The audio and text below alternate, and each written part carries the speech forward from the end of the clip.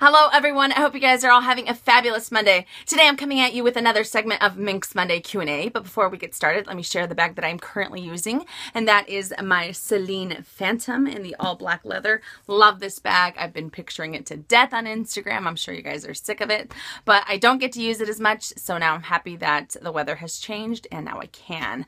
And another great thing about this Minks Monday, it's not so much the day exactly, it's the fact that it is the first Monday of the month of November, and I love the month of November because it is my birthday month. So it has to be a good month, right? So anyways, let's get started because I have tons of questions to get through. All right, so with the very first one from Mia Laya Kwa 77, I'm so sorry. A question about Hermes leather bracelets. Do they smell due to sweat after a lot of use? I'm living in a country where it's hot and humid. You know what? I tried to find out as much as I could as far as if they smell or not, and I haven't been able to find anything, so I'm not too sure. I would assume that all leather at some point starts to smell with that sweat, but I don't know. I couldn't tell you with certainty. Okay. F Maya 69. Off topic, hun, but your teeth are just too white. What's the magic product? Okay, I'm laughing because I actually get this question quite a bit. I even had someone ask me when I got my dentures. I am telling you guys right now, these are my teeth. I would assume that if I had dentures, I would get some that weren't crooked on the bottom. But I have very, very sensitive teeth, so I'd say maybe 3, maybe 4 times a year, I will actually whiten my teeth. And what I use are these guys right here, my Crest White Strips. I know sometimes people tend to use them weekly, but like I said, I can't because my teeth are super, super sensitive. So I use these 3 to 4 times a year. I stopped drinking red wine and I brush my teeth. I mean, a lot. I don't know, but I don't do anything fancy. I don't go to, you know, to my dentist and get my teeth professionally whitened or anything like that. But no, there is no really magic product. And these are my real teeth. All right. Fashion Lust. Once the vachetta has patina and dark, is it okay to be caught in the rain? This is a fantastic question. Once any Louis Vuitton pieces have quite a bit of patina to the point where it's almost really, really dark, or some people even have it to the point where it's black or dark brown, it is a lot easier to be able to use when it rains. The water spots don't show up. They're not as prominent. And the patina itself is kind of a... it's kind of a protectant on its own. So it won't be the same as carrying maybe a 1-year-old bag that has the vachetta versus carrying a bag that has tons of patina. So it is a little bit better, I guess you could say, to be caught in the rain. You still want to be careful, but it's not as bad. It's not as, you know, it's not that instant shock that you get when you get those water spots, if that makes any sense. So I have used, once upon a time I had one of the bags that was older, and I used it in the rain, and the water or the rain would pretty much soak up into the leather, and I thought that over time you'd be able to see the water spots, but since the patina was already pretty dark, it never showed up. So I think you'd be okay, but like I said, you still want to be careful, but it's not as bad. Okay.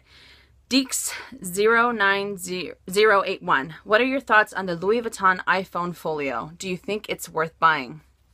Personally, for me, I'm not a big fan of it because I tend to change my iPhone case so much. But it retails for $290. The small one is $295 and the bigger one is $330, I believe.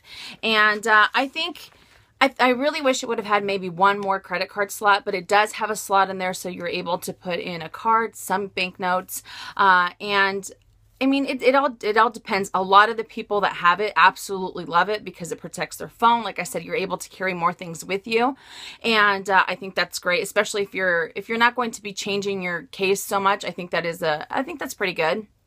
Although some people have said that they had problems with. There's a little bit of a adhesive, not backing, but there's an adhesive where you set your phone on there. And I don't know if they have come up with a replacement for it or a repair where you can pay if it tends to get too, if the stickiness isn't as strong. I don't know if they fixed something on that.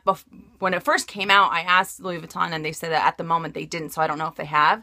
But like I said, it's all preference. I think, like I said, if you're someone that doesn't change your phone, you like the fact that it has one little credit card slot and it's Louis Vuitton, I think it's great. But personally, I wouldn't purchase it. Okay, Kelly Wolp. I'm a new mommy to a beautiful baby boy. Congratulations.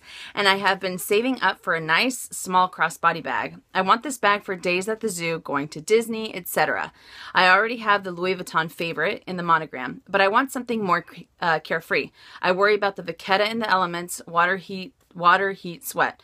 I was thinking about a Chanel walk. If I go with the Caviar or Lambskin, I've always heard that Caviar is more durable and will look nicer over time. I would really appreciate your input. Okay, so when it comes to Caviar versus Lambskin, obviously the Caviar is a lot more carefree than the Lambskin. You have to be a little bit more careful with that. However, I did read on the Purse Forum probably a few weeks back that a lot of people actually end up using their Caviar bags in the rain. I even had one lady say that she used it as if it were a Louis Vuitton Damier Ebene piece. So I personally haven't experienced that. I mean, I had a few raindrops here and there when I carried my Chanel, but I think that's great. So out of the two, between Lambskin and Caviar, I would go with the Caviar because it is more carefree. It's in a sense scratch resistant, and it does look fantastic over time. So, I mean, when you first purchase it and a few years later, the Caviar will still look the same. It won't flatten out as much as Lambskin will, because the quilts will probably be a little bit more prominent. So between the two, definitely Caviar. Okay. John Curran, when I went to Louis Vuitton boutique, when I went into the Louis Vuitton boutique to have something hot stamped, they said that they couldn't hot stamp, but they would take it to a Hallmark type store to have it hot stamped. This really surprised me. Has this ever happened to you?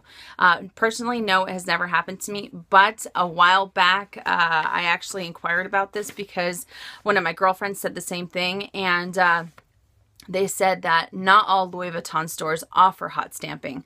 So instead of sending it back to their headquarters or wherever it is, you know, like if you're in the States or whether you're overseas, and they don't offer hot stamping, they say that they will use a third party. I don't know why they would do that. I thought it was crazy when I heard it, because I know that if you, let's say you get something repaired at Louis Vuitton, and let's say you went to you know, somewhere else, a third party, to get a zipper fixed or something like that, and you tell them, 9 times out of 10, they'll say, oh, we can't do anything about it because someone's already pretty much, in a sense, messed with it. So I don't know why they would say that. That surprised me, but I called again this past weekend, and they said the same thing. They said that they just don't, some places don't offer it, especially because it's something so, when someone decides to get something personalized, the people that are doing it have to be seasoned, and obviously, can you imagine if you get something and it's crooked and it's the foil is bad or something like that? Obviously, they will replace it if they messed up, but it's still a lot of pressure on them. So I think that's probably why they decided to take it to a third party, but that's still kind of funky, right? Okay. Lip Gloss Lover 27. Love that name. I wanted to ask you, do you know if Chanel does any heat stamping or monogramming? I've never seen it done before. I was just curious. Not that I know of. I don't think so, but then again, with the previous question, maybe people can take it into a third party place to get it hot stamped, but I don't think so. Not that I know of. Okay, D, my two honeys, sobbers. Hello, I'm interested in purchasing, I'm interested in purchasing the Zippy compact wallet. I wanted to get your opinion on the new version of the wallet. Okay, so let's talk Zippy compact wallet. I'm not a fan of the fact that they left the same name, but it's pretty much a totally different wallet. I know the price point is a lot different. It's a big difference between the old one. It has a total of 4 credit card slots, I think a middle compartment, and then it still has a zip around closure. But when I think of Zippy compact wallet, it reminds me of the Zippy wallet, the Zippy organizer, and those wallets have tons and tons of storage, and it makes it, I mean, it's just a shrunken version of those two wallets, right? So I really think that they should have changed the name, because it's not, I mean, yes, it is compact because it's still small and it only has 4 credit card slots, but still, I don't know. I don't think the name fits it. I think it reminds me of a Chanel small zipped wallet. That's exactly the same style that it has. But yeah, I'm not a fan of it.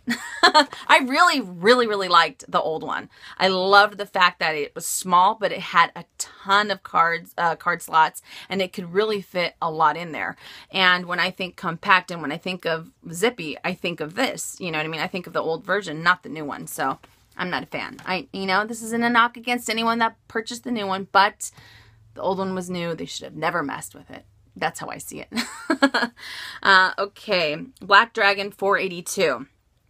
What are the rules of thumb when you notice a loose thread or other defect in a bag when it comes to taking the item back to be evaluated? I am worried about my Pochette Métis. The bottom exterior folds, where the separate compartments are stitched together, appear to have exposed thread. I have worn it less than a handful of times. Do not overstuff my bag, and I have had it for a month. Is this normal? In general, how do luxury retailers determine manufacturer defect versus wear and tear? Okay, so this is another great question. I really wish I knew. I really wish I knew what guidelines they followed as far as Louis Vuitton goes when it comes to wear and tear and manufacturer's defect. In my eyes, I feel that, and I think a lot of you will agree, that the Pochette Métis, the problem that I was having with mine, that is a defect. That is not normal wear and tear. I am a stickler when it comes to how I use my items. I am very careful. I think most of my items are in either pristine to excellent condition. And I thought it was a manufacturer's defect. So for them to tell me that it was normal wear and tear, but we're still going to give you a new one, I am like, there's no way. There is no freaking way. And as far as the loose threads go, my rule of thumb is if I see a loose thread, sometimes I might go to cut it. It depends on if it'll make the product unravel, if it'll damage the product further on, if it will get more loose over time. So it's all different. If I feel that I will damage it by trying to fix it myself, then I will take it in there. If it's a little bit of a varnish, just a peel of a varnish coming off, I'll take that off. Once I start to see the bare leather, the bare canvas that goes underneath the varnishing, then I'll take it in. Things like that. I know some people might say that it's ludicrous for me to do it. It's too small. It's a waste of time. But like I said before, and I've said it, if I said it once, I'll say it again. I think that we are paying a pretty penny for these items. Of course, we're going to expect perfection, right? Who wouldn't? But things are meant to last longer than a month, 2 months, 6 months, especially if you've only worn them a handful of times. So that's why I always say, if it's something small, something that I can just take off and it won't really damage the item further, or I don't think that it'll crack any further, then I'll be okay with that. But when I saw that varnishing cracking and the way that I saw that it was starting to happen, I knew that it was a matter of time until the canvas started to get affected. And then once that happens, there is nothing they can absolutely do. So I always say it's better to be safe than sorry. And unfortunately, I don't live, really close by a Louis Vuitton. Some people live 10 minutes away, 15 minutes away. I live, it depends on traffic, really. But whether I go north or south, I live anywhere from 45 to an hour and a half away from a Louis Vuitton. And, sometimes it's not how I want to deal with, driving down to see if I can get something fixed.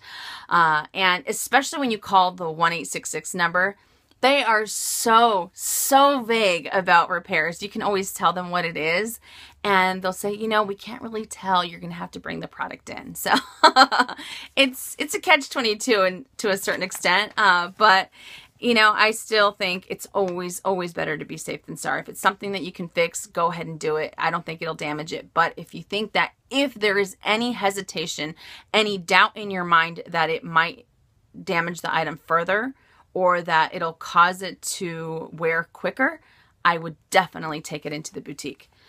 Okay, Susan Smith, what do you think about the new Segur Louis Vuitton purse. Sorry, not sure if you've answered this question on prior post. I have not. This bag retails for $1,990 here in the States. And the best way that I can describe it, it reminds me of a Retiro and a Tivoli. If those two bags had a baby, it is the Segur. I don't know exactly how I feel about it. I like the pleat in the front, kind of. It reminds me of what I told you guys before about the Queso wallet. So it's a little distracting, but there is something about it. It looks to be very structured, although it does have the textured line.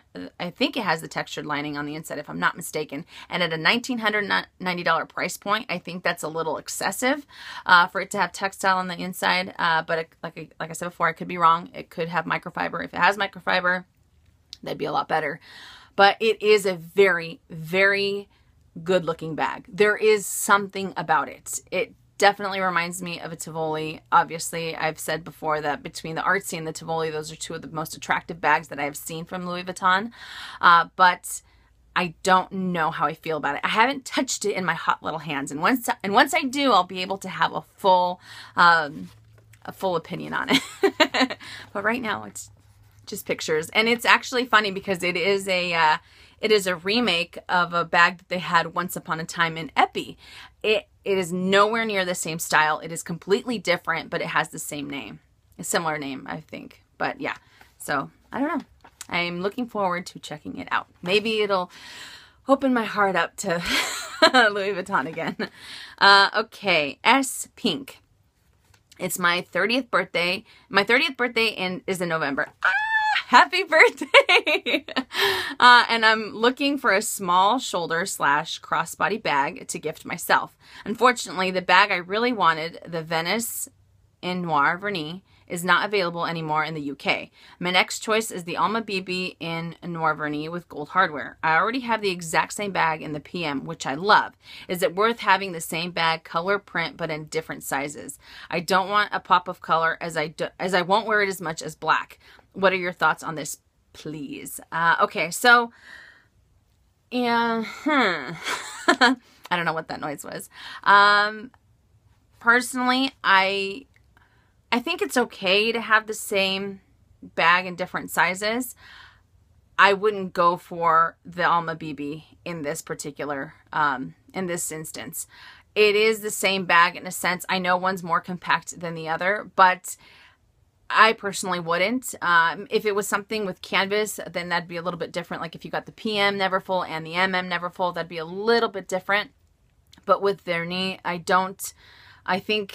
I personally wouldn't. There is a small shoulder bag that you can use crossbody. However, you have to buy the crossbody strap. And that is the Pochette Accessoire new model in Epi Black. It has the silver hardware. So you'll have a different hardware than you have in the Alma BB. And you can purchase the extra strap. I believe the extra strap was, oh man, I think it was $285 here in the States, or maybe $330, something like that.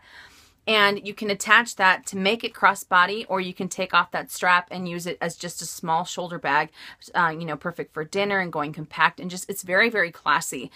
So I like the fact that you have a little bit more variety with those two pieces. So you already have Vernis, you already have the gold hardware, and now you have silver hardware with Epi Black. So personally, that's what I would do, especially because, as I said before, the Pochette Accessoire is such a, it's a compact bag. It's very, very classy, very elegant, very understated, and it has the beautiful microfiber lining. It's just a gorgeous bag, so I would go for that one personally. But if it all depends, whatever makes your heart sing. If you feel like getting that Alma BB in the same print and style, then go for it, but I personally wouldn't.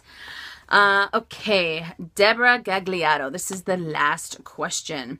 Have you heard about the news with Chanel? Blogs are posting that in order to repair bags, in order to be repaired, my gosh, bags must be 5 years of age or under from the date of purchase. What do you think about that? I have had tons of questions on this.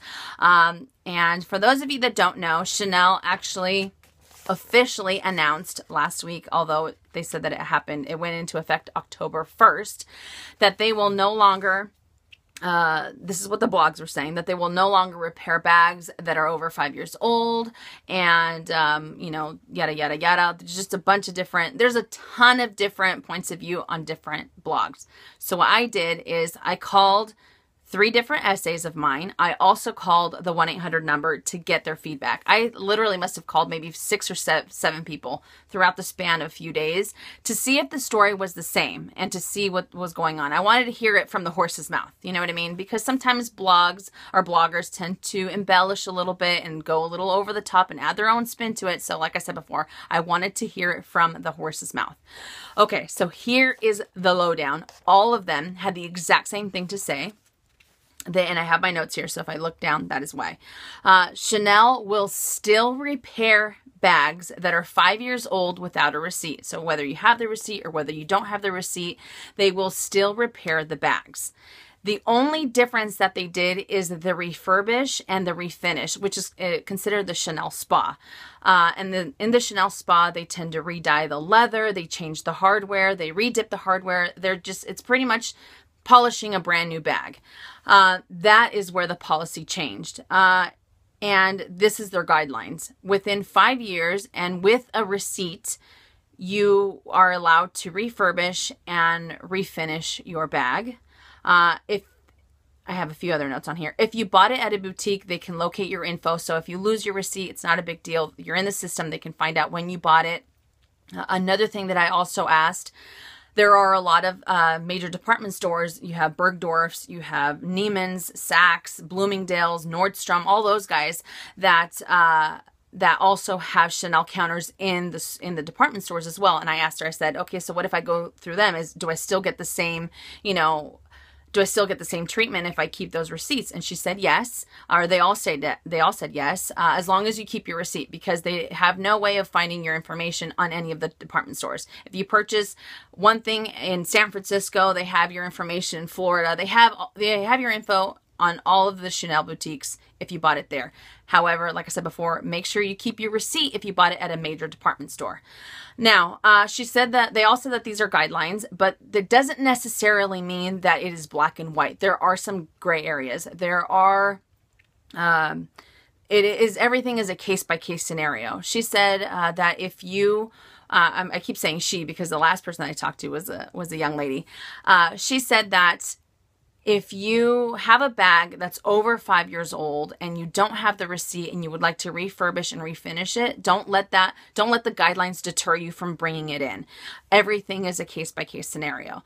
So that, that kind of, that really cleared up everything. Like I said before, I called to find out the stipulations on their policies, and I was waiting to hear, horrible news that they won't refurbish, they won't refinish, they won't repair, they won't do any of those things. And the fact that they're still going to repair without a receipt, that's good. They haven't changed that. Now, a lot of people have asked me, will that deter me from purchasing Chanel in the future? I don't think so. I don't know how I feel about this policy, or as far as the refurbishing and refinishing. I personally have never used that service. So it wasn't a huge shock to me because I haven't really thought about going that route before. I know a lot of people have purchased pre-loved and then they take it to get it refinished and refurbished. Ultimately, I think that the reason why they're not going to be refinishing and refurbishing bags without a receipt is because this is my honest opinion, do not shoot the messenger. I honestly feel that, not the messenger, but yeah, I should have said messenger to the other part. I honestly feel that the reason why they implemented this policy and they became so strict on it to a certain extent is because they were losing a lot of money in the pre-loved market. One of the representatives also said that they were getting a lot of people bringing in replica items that were unbeknownst to them. A lot of people were purchasing from online, what did she say? I forget the exact words that she said, but they were purchasing them from online consignment shops, saying that they were real, that they were authentic, and when they actually took them into the boutique, they were not authentic. So she said there's a lot of problems that they've had with the replicas, too many to count, and she feels that that's why they put this policy into effect. I don't feel that way. I feel that you'll still repair it without a receipt because you're going to make money off of it, right? I know that the Chanel spot does, obviously, you have to pay for it. But, I mean, if you're going to buy, okay, for example, let's say you buy a bag at a consignment shop, right? And let's say it's a medium large. A medium large, and you paid $2,000 for it. It does have some scratches. It does have this wear there and whatnot. And you take it into the boutique. You go through the Chanel spa, and you pretty much have a brand new bag versus paying the $4,900 price tag plus tax. You know, so in that sense, I think that's because they were losing a lot of money. They were losing a lot of clientele to the pre-loved market because their prices are going through the roof. You know, they've had price increases. They've had 3 price increases within the last year and a half. I was looking at the menu the other day, and once upon a time, I think in May, it was $2,400, and now it has a new price tag of $3,100. So I think with all those price increases, people are starting to say, okay, why am I going to buy brand new when I can go to the boutique, when I can go pre-loved and just get it refinished or refurbished if I needed to? So now they're cutting that out. So if you don't have any proof of purchase, like I said, it doesn't necessarily mean that they'll turn you away because nothing is set in stone. There is a gray area, but I think it'll make it a lot harder for people who purchase pre-loved to be able to get it refurbished in the, in the future. So I mean, call me crazy. I really do think that's what it is, that they're losing so much money on it. But part of me also feels that, for the most part, I'd say, I'm looking at my bag, so that's why I'm looking to the right. I'd say maybe 98% of my bags I purchased at the boutique or have been gifted to me from the boutique. And in a sense, it's kind of nice to know that they're taking care of the people that are purchasing from the boutique versus people that are going the pre-loved route. There's nothing wrong with pre-loved. Please don't think that I feel that way. I love pre-loved. Obviously, I have quite a bit of Louis Vuitton pre-loved. I have 2 pieces from Chanel that are pre-loved. I'm trying to think. And part of me says I'm happy that they're doing this policy, and part of me thinks, well, it's all about the money for them. You know what I mean? So I honestly can tell you, I don't know how I feel. At this point in time, I don't think that it's going to hinder me from purchasing any new Chanel in the future. But yeah, it was very interesting to hear. I think I was on the phone God knows how long. I had long conversations about this. I pretty much tried to throw every different type of scenario at them, and they all had the exact same response. So that makes me feel good. So don't necessarily listen to the blogs because, as I said before, they tend to embellish and throw their own words in there into the mix. But, I also had someone say that they have Hermes, and their Hermes bag, they had it repolished or refurbished, and it was from the 1970s, and they had it done for free. And they didn't have a receipt. They didn't have anything like that. So I think that's, obviously Hermes is on a whole different level than Chanel is. But yeah, it was very interesting to hear. But yeah, so I don't know. I don't know exactly how I feel. My mom even asked me, she said, so what are you going to do? What's going on? And I said, I don't know. I don't know if I'm going to completely look at a different brand. Right now, Celine's looking pretty good. But I don't know. I don't know how I feel. It's at the end of the day, all these companies care about is money and their labels. And I'm not going to apologize for saying that. I'm going to tell it like it is. Yeah, so we shall see. But that does it for Minks Monday, you guys. Thank you so much for all the wonderful questions. I hope I was able to answer them. And like I said before, these are just one individual's opinion. I'm not trying to knock anyone in, if they think a certain way. I'm not trying to persuade anybody to think the way that I do. But you guys asked for my opinion, and that is what I'm giving you. My 100% honest opinion. All right, you guys. So I will see you tomorrow with a video. But I think that's all you're going to see for this week because it's my brother's birthday on Wednesday.